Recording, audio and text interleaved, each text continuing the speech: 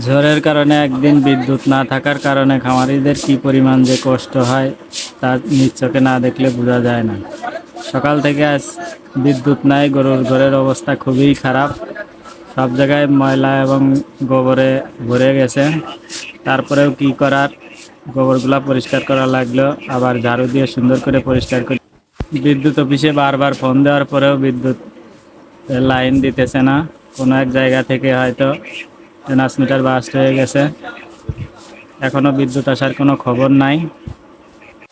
সকালবেলা গরুর ঘরে ভালো করে ধুয়ে না দিলে সারাদিন গরুর ঘরের অবস্থা খুবই খারাপ থাকে, যে কোনো সময় গরু পিচ্ছিল অবস্থায় পড়ে যেতে পারে। সকালে যে গরুকে দানাদার খাবার দিব সেই পরিমাণ পানিও এখন নাই। গরুর পানি খাওয়াইতে হলে এখন কল থেকে পানি উঠায়ে তারপরে গরুকে খাবার দিতে হবে। তাই আমি কলসে করে কিছু পানি নিয়ে গরুকে দানাদার খাবার দেওয়ার জন্য দিতেছি।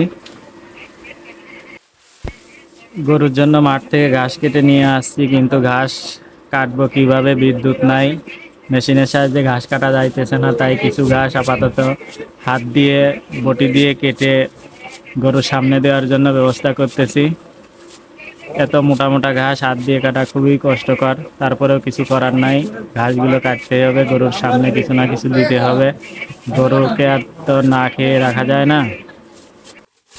আপাতত কিছু ঘাস কেটে নিলাম, কেটে গরুর সামনে দেওয়ার ব্যবস্থা করতেছি, গরু যাতে না খেয়ে থাকে। গরুর ঘাসগুলা একটু বড় বড় করেই কাটলাম, কেটে গরুর সামনে দেওয়ার জন্য গামলা ভর্তি করে এখন আমি গরুর সামনে দিয়ে দিতেছি।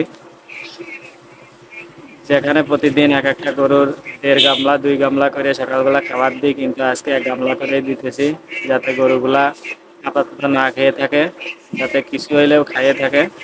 বিদ্যুৎ আসার পর ঘাসগুলা সুন্দর করে কেটে আবার গরুর সামনে দেওয়া হবে। তো এখন আপাতত এইগুলাই কিছু কিছু করে সবগুলা সামনে দিতেছি, যাতে গরুগুলা খাইতে পারে। এরকম সুন্দর সুন্দর নতুন নতুন ভিডিও পেতে আমার পেজটিকে ফলো দিয়ে রাখুন, যাতে ভিডিও আসার সাথে সাথে আপনাদের সামনে চলে আসে। ধন্যবাদ সবাই।